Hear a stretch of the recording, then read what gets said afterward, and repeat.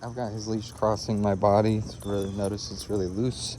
I've got it all the way up on my shoulder here. Today I'm not using a hands-free setup. I usually have one. So I have it pinched between my like armpit and my pec, or lack thereof. So that's how I remind myself not to choke up on his leash to keep him where I want him. I want him to want to choose.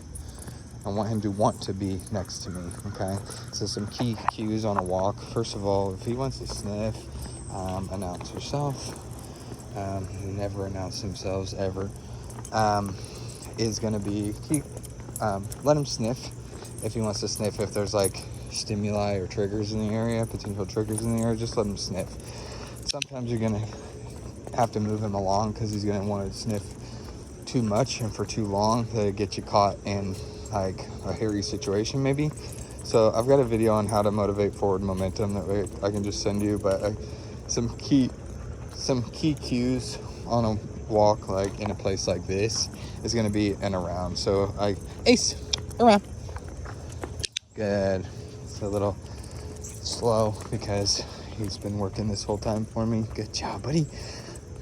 So, oops, good job. So he tried to cut behind me. I just moved my left foot in his direction to pivot him back to where he came from.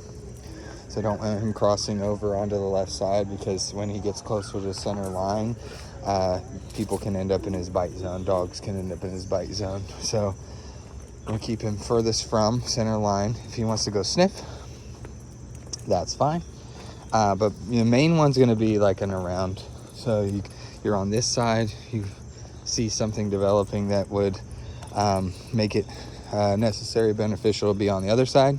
Ace, around. So you want to check your environment, because you've always got bikes whizzing up and never announcing you, cyclists racing up and never announcing themselves or whatever. You got stimuli materializing out of nowhere. So the other one is an inside turn.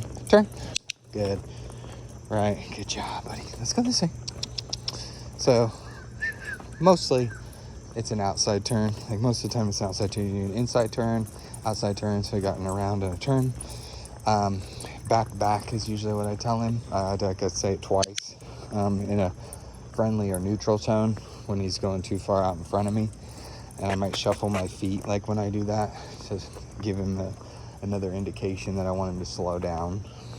And then go sniff. So if I want to say go sniff, especially if I got somebody coming up behind me and I want him to get further out, I want him to get laterally so they can safely pass on this side. If I'm worried about, if I'm a little like nervous or underconfident about who or what's passing me on the other side, then I can invite him to go get more distance and go do something that he's interested in.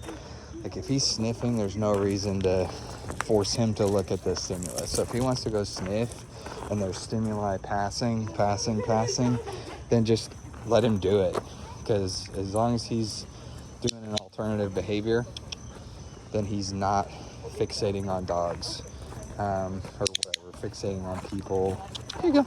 Let's go this way. Good job, right? So it's getting really busy on the path right now, so we're good to just like hang out laterally across the way. He sees this dog coming by here. All right, good job, buddy. Good. All right. See. Good. Here you go, Bubba. Good job. All right. And I got one more bite coming. All right. Good job. All right. Good boy. Should have been a double click, but it's not that big of a deal. At least in my book. Oops. You go this way. Good job, buddy.